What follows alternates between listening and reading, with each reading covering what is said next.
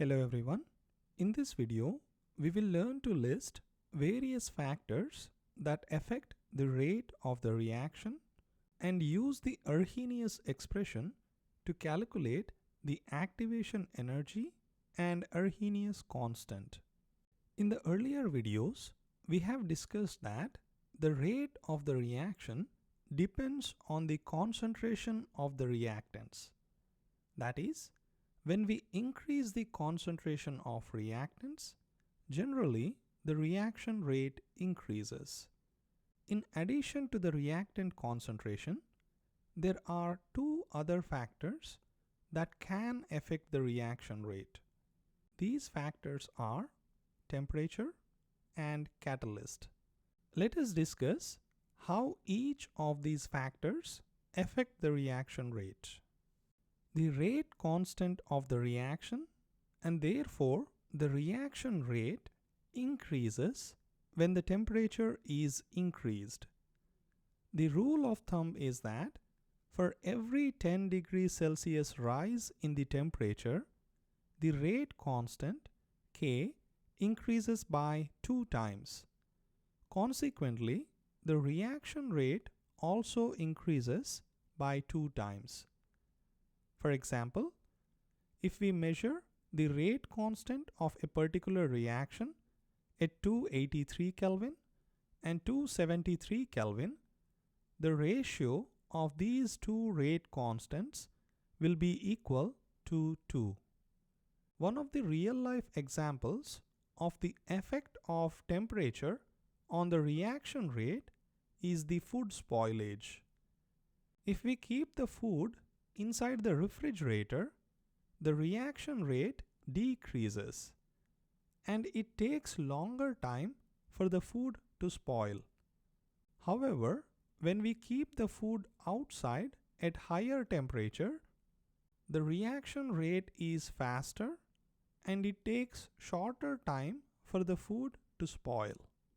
So, the question is, why does the reaction rate increases with temperature? We are going to answer this question by using a theory called as collision theory. According to collision theory, the reactant particles must collide with one another to form products. As the temperature increases, the frequency of collisions between the molecules increase. More collisions means faster rate.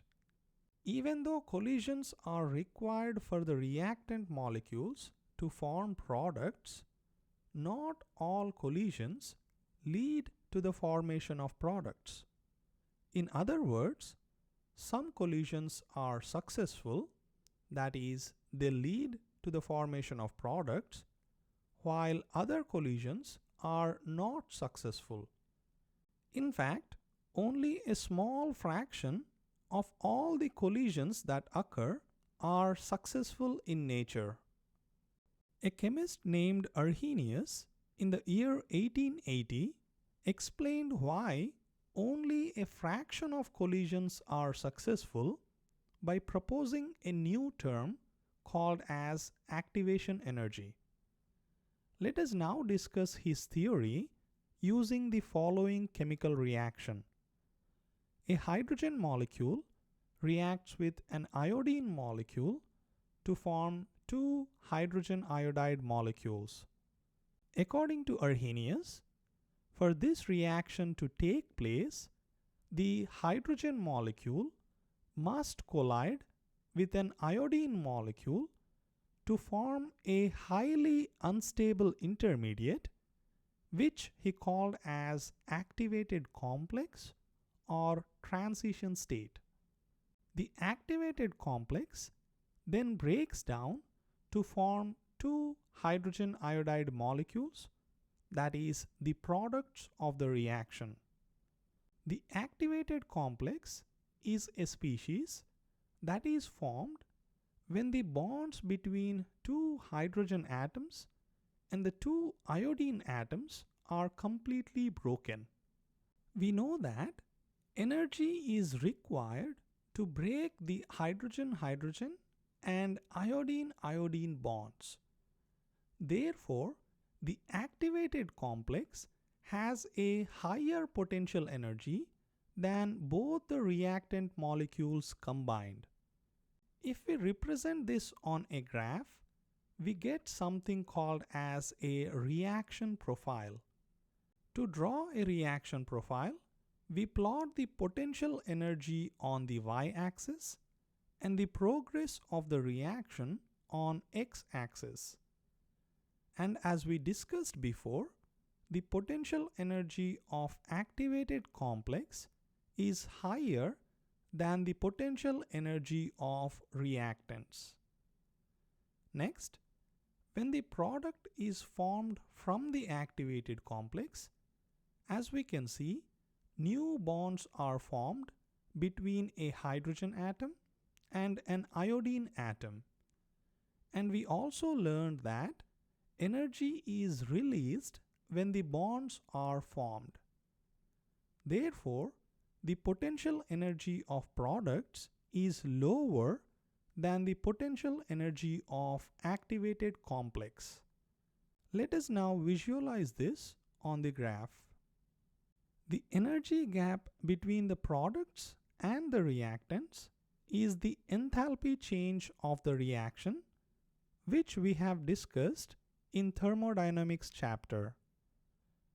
This particular reaction is an exothermic reaction, meaning the potential energy of products is lower than the reactants, and that the energy is released when the reactants are converted into products. According to Arrhenius, the energy required to break the bonds between the reactant molecules comes from the kinetic energy of reactant molecules before the collision. In other words, the kinetic energy of the molecules before collision is converted into the potential energy of the activated complex. This energy, that is the energy required to form the activated complex from the reactants, is called as activation energy. For a collision to be successful, the combined kinetic energy of two colliding molecules must be greater than the activation energy.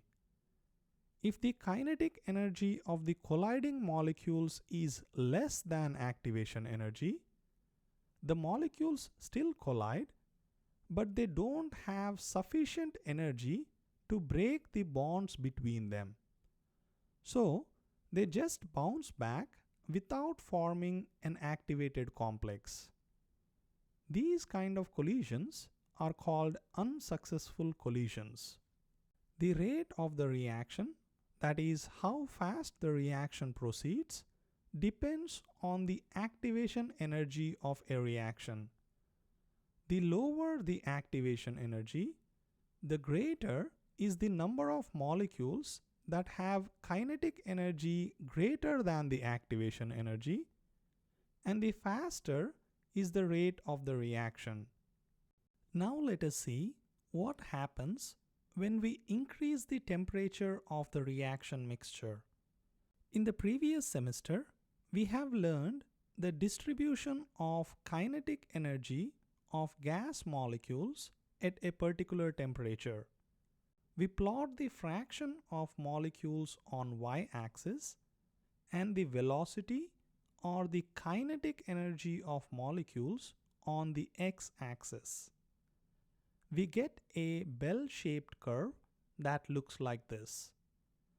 We have very small number of molecules that has very low kinetic energy and a small number of molecules that have high kinetic energy and a maximum number of molecules that have a medium kinetic energy. This is the most probable velocity or most probable kinetic energy. That is the kinetic energy possessed by majority of molecules. Now, if this is the activation energy of a reaction, then the area under the curve gives the fraction of molecules that have energy greater than the activation energy. That is, the fraction of molecules which have enough energy to form product when they collide. When we increase the temperature of the gas sample, the average velocity of the gas molecules increases and the distribution curve broadens. As we can see, the fraction of molecules that have energy greater than the activation energy increases as the temperature is increased, which means the number of successful collisions increases and consequently the rate of the reaction also increases. Let me give you an analogy to understand the activation energy. Let us say we have a group of players who are participating in the high jump competition. In any group, only a fraction of players have enough energy to jump over the bar. Now, how can we increase the fraction of players who can clear that bar? There are two ways. One, we can lower the bar. If we lower the bar, the number of players that have enough energy to clear the bar increases. The second method is we can increase the energy of players by giving them some energy supplements. In this case, the fraction of players that have enough energy to jump over the bar also increases.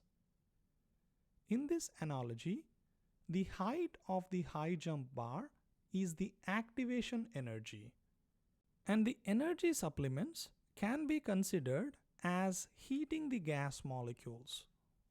The experimental data shows that the reaction rate of any reaction is much smaller than the rate of collisions with collision energy greater than the activation energy. This suggests that not all the collisions that have energy greater than the activation energy are forming products. The reason for this is the orientation of the molecules when colliding. For a particular collision to be effective, the molecules must have appropriate relative orientation when colliding. This relative orientation should result in breaking of the old bonds and forming of the new bonds. So, in summary, for a collision to be successful, the colliding molecules must have kinetic energy greater than the activation energy, and 2, proper orientation to facilitate the cleavage of old bonds and formation of new bonds. Taking into account these two factors, Arrhenius proposed an equation that relates the rate constant of the equation with its activation energy. K is equal to P times Z times e to the power minus EA over RT, where K is the rate constant, P is the steric factor which represents the fraction of collisions with proper orientation, Z is the collision frequency, that is the total number of collisions per second, EA is activation energy, R is universal gas constant, and T is Kelvin temperature. We can replace the product of two constants P and Z with another constant called A.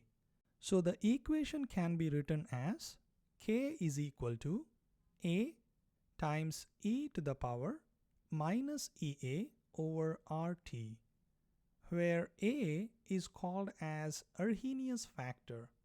Note that the Arrhenius factor takes into account the collision frequency and the steric factor of the reaction. Arrhenius constant is a characteristic of a particular reaction. We can convert the Arrhenius equation into a straight line form by taking natural logarithm on both sides. If we do that, we get ln k is equal to minus Ea over R times 1 over T plus ln A. This looks like an equation of the straight line y is equal to mx plus b.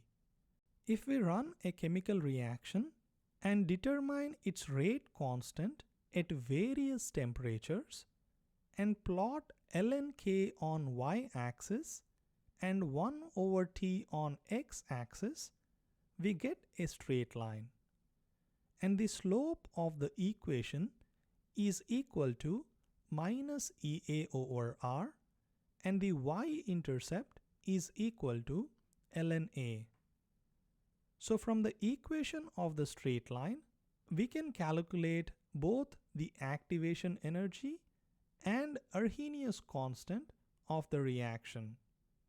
We can also calculate the activation energy of a given reaction from the rate constant values at only two different temperatures.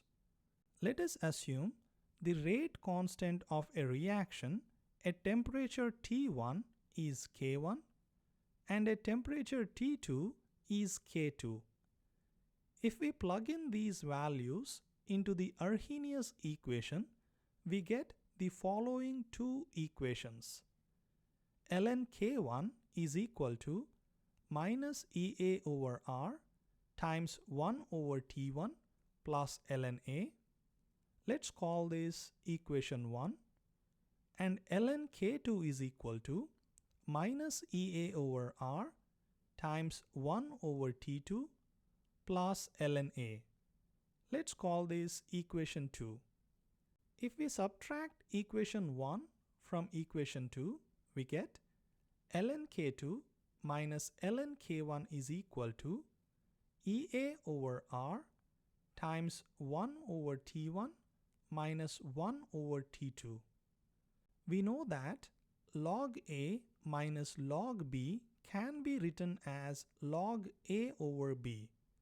If we simplify this, we get ln K2 over K1 is equal to Ea over R times 1 over T1 minus 1 over T2.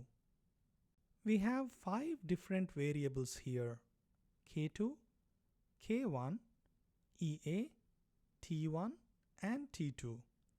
If we are given with any 4 variables, we should be able to determine the 5th one.